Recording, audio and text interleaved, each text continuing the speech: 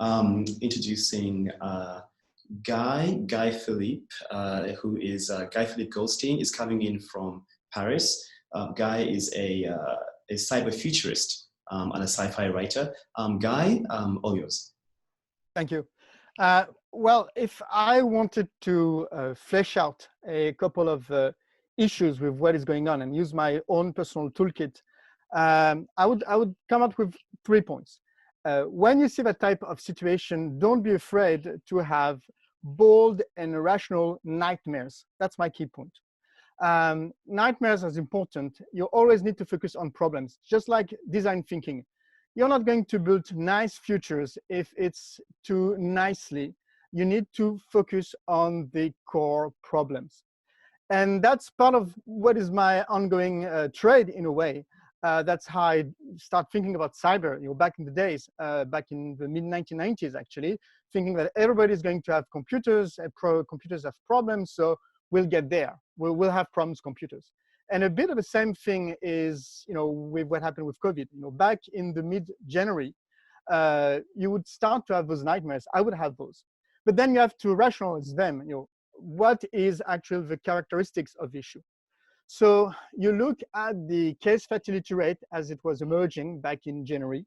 You look at the R0, and then you ask yourself, okay, if I model, I'm not going to look at the world as it is, I'm going to model and project the world. And then you say to yourself, okay, we will have an issue. And that's basically one of the reasons why, back at the end of January, I was saying to one of my clients, the big conference we wanted to do at the end of March, maybe we'll not have it.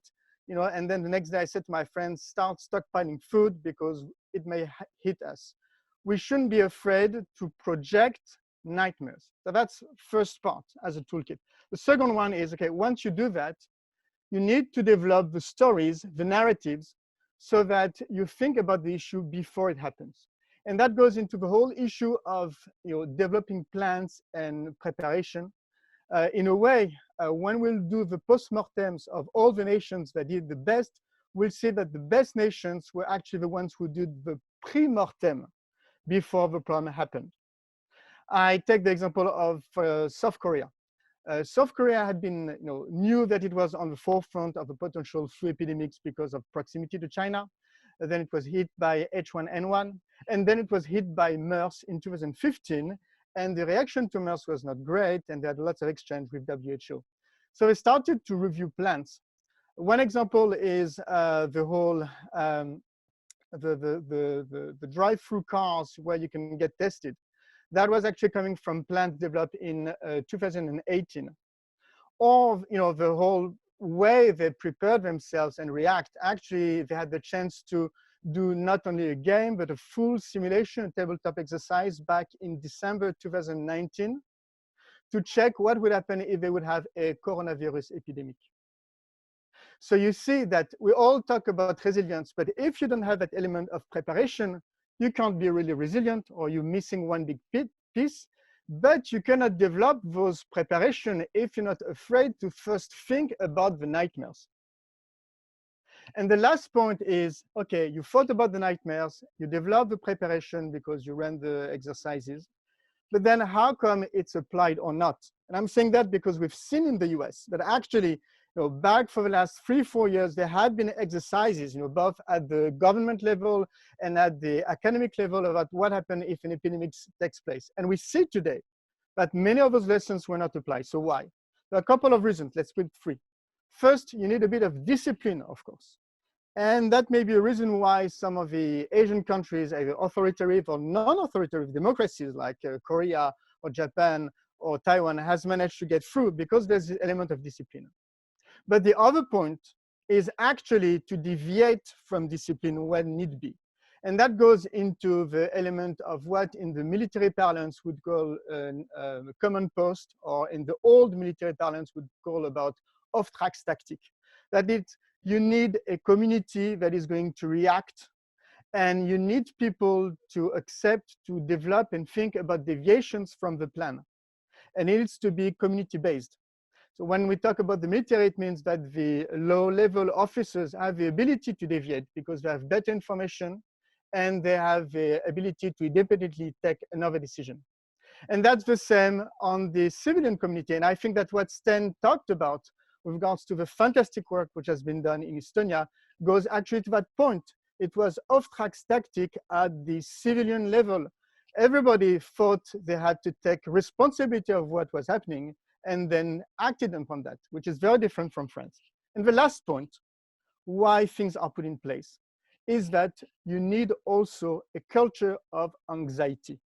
And I'm very sorry to stress that point, but you shouldn't be afraid of being afraid. And you see that in societies like in Israel, which didn't do that much the preparation, but now is reacting a lot and very fast, much faster than Europe. And one key thing is that in Israel, you have this anxiety for survival that comes from the Holocaust, that comes from all the wars of Israel. But that is very important because if you train yourself, if you're ready, and if you know that something bad can happen, then is the moment where you can react the best.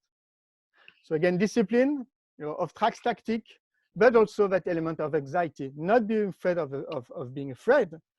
And if you're prepared, you will not panic. You will act the right way, and then you will even deviate the right way. And I'm saying all that because the crisis that we've seen, it is just the starting. We have a sanitary crisis, then we'll have an economic, social, perhaps politic, international crisis, and we need to think all through that. And these are some of the toolkits to think about that. Fantastic. Thank you very much, Guy. Really love what you were saying about the nightmares. We often don't consider nightmares first. We sort of look at the positive scenarios, but really looking at multiple futures is one way of tackling this. And not to mention, the future of work. The Polish panel is going to be looking at the reinventing of our world. We've got a Kenyan panel that's going to be looking at reshaping the world as we know it. We've got an Indian panel that's going to be looking at a different future mining cyberspace in times of crisis. And it really just reminds us how important it is for us to go into the future with multiple nightmares and use our imagination for the challenges that we may not even foresee. Yeah, and really stress the point that, it's nice to think about better future world, but the right way to get there is to think at the future problems. We're here to fix issues, just like in design thinking. The key thing is what's the problem and how we're going to fix it. And that's how you move forward. A quick question. Thank you, Guy. A quick question to Asby. Asby, Guy talked about and Tia just reiterated it, the issue of anxiety as an important factor in societies. I mean, as we know, Japan is a country that is often struck by natural disasters, especially from earthquakes and monsoons and typhoons, rather. Do you think the anxiety aspect, social anxiety, plays itself out in Japan in some way, in the way that the country is used to drilling, used to other country being psychologically prepared for the need for mass action? I think it does. And it's very peculiar what's happening in Japan. And I hope we can come around to this in more detail later. But yes, people are almost always prepared in the back of their mind for something terrible to happen at any moment. We all have, Japanese, and all of us who live here have your emergency bags. My wife just the other day was saying, oh, we have to, replenish the food supply in there because it's outdated, etc.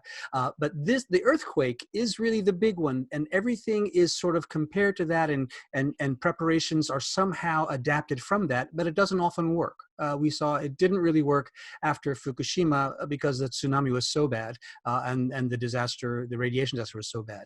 In this current one, it's a bit more like a typhoon or a hurricane that you see coming. You watch it coming, and then you're wondering, when's it going to hit?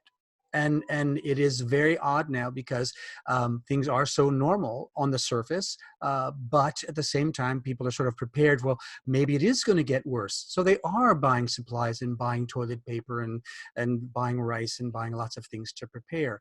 But I think there is perhaps, and I don't want to generalize and don't want to deal in stereotypes, but I think there is a sort of underlying stress and anxiety in day-to-day life in Japan, which may translate into a certain individual preparedness for things. But so far, we don't really see it happening here.